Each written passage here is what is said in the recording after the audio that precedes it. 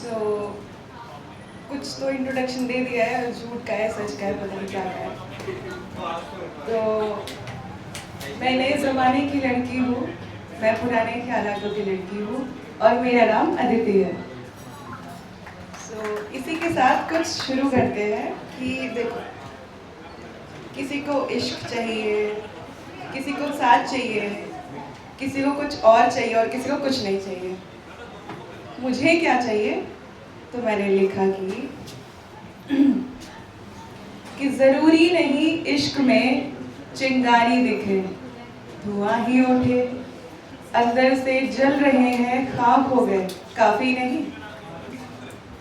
ज़रूरी नहीं इश्क में महबूब ही मिले, आशिक के दिल में फूल खिले, विरह में दिल हम अपना सिले, काफ़ी नहीं। ज़रूरी नहीं बगावत करे, इश्क ही सर चढ़ बोले, होश खो बैठे हैं, काफ़ी नहीं। ज़रूरी नहीं सैलाब आए वो हमें गुलाबी दे जाए, कि ज़रूरी नहीं सैलाब आए वो हमें गुलाबी दे जाए, जुदाई के नज़्में यूं ही बढ़ते रहे, काफ़ी नहीं। ज़रूरी नहीं इश्क के बदले इश्क ही मिले, इश्क के बुखार में कांपते रहे, काफ़ी नहीं।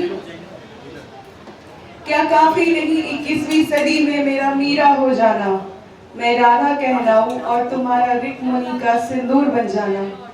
क्या काफ़ी नहीं सती हो जाऊं, दिल राख हो जाए, केवल शरीर से ही मेरा जिंदा रह जाना। सीता मान खुद को इंतजार में तुम्हारे वर्षों बिताना, क्या काफ़ी नहीं अगर मैं कह दूं मैं तुम्हारी हूँ और तुम्हारा वहीं से पीछे मुड़ जाना।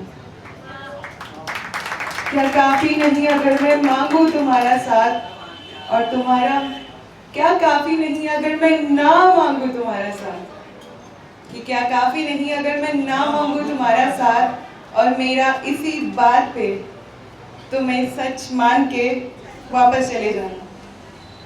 क्या काफ़ी नहीं अमृता होकर मैं तेनू फिर मिलांगी की जगह मैं ये बोलूँ कि मैं तेनू हर रोज़ मिलांगी और फिर भी तुम्हारा इमरोज न बन पाना।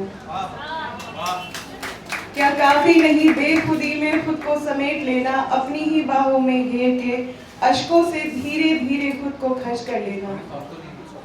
क्या काफ़ी ज़रूरी नहीं जिंदगी से इश्क को ना जाने देना, तलाशना, संभालना और इश्क में अकेले ही जीना।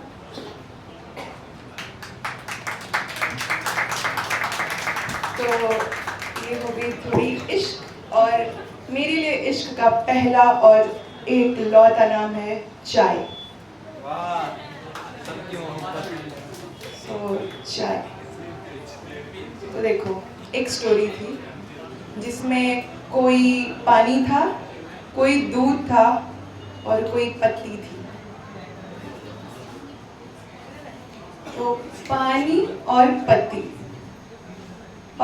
पत्ती के बीच जब चूल्हे से जलती हुई आग लगती है, तब खिलता है चमकता हुआ प्रेम। इस निरंतर प्रेम को और प्रगाढ़ करती है चूल्हे की जलती हुई आग, और इस प्रेम का रंग गहरा हो ही रहा होता है कि इसके बीच में आ जाता है एक फूल।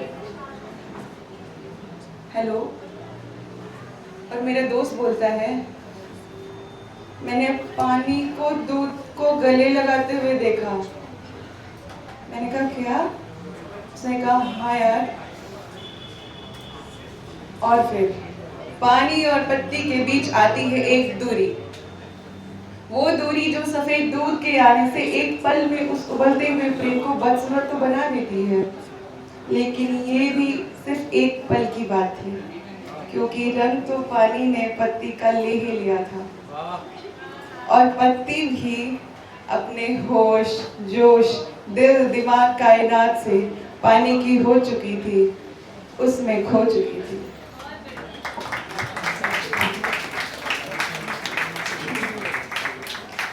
कहानी समझ आ रही है? असली प्रेम पकता है जब उसमें स्वाद अनुसार चीनी जाती है, और चीनी का मतलब ये है कि जब हम सारी चीज़ें होने के बाद म्यूजिक सुनते हैं तो होते हैं कि मधुर संगीत, तो वो है चीनी।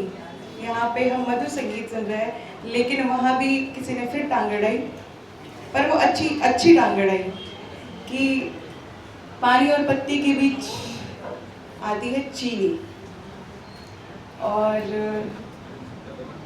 अदरक भी वही कहता है कि मैं क्यों पीछे रहूं। तो चीनी स्वाद में बदलने के लिए अदरक भी अपना सर पटक के पतीले के बर्तन में जा गिरता है, और चूल्हे की आग जैसे जैसे पीतल के पतीले को गर्म करती रहती है, उस बदसूरत सी दिखने वाली चाय को एक नया रंग दे देती है। वो कहते हैं ना यार, लाल चाय कौन पीता है, तब तो दूध वाली चाय के दीवाने हैं। तो उसी का है कि जिसे इस जमाने में ज्यादातर दीवाने हर गली नुक्कड़ पे बैठे मिलेंगे, और इस दूध नामक दूरी ने जो प्रेम से भरे पतीले को बदसूरत बनाने की कोशिश की थी, उसकी इसी खूबी ने उस आम से बनने वाली जाम को एक नया नाम दे दिया। पता है क्या? क्या? दूध या दूरियों से पैदा हुई इस नायाब पेशकश को कहते हैं दीपक भैया एक कटिंग चाय लगाना। और जैसे ही चाय, अब आ गई है हथेली में चाय कुल्हड़ वाली, और जैसे ही चाय एक चाय प्रेमी के करीब आती है, वो जगजीत जी बन जाती है और कहती है, होठों से छू लो तो मेरा गीत अमर कर दो, बन जाओ मीत मेरे, मेरी प्रीत अमर कर दो। शुक्रिया।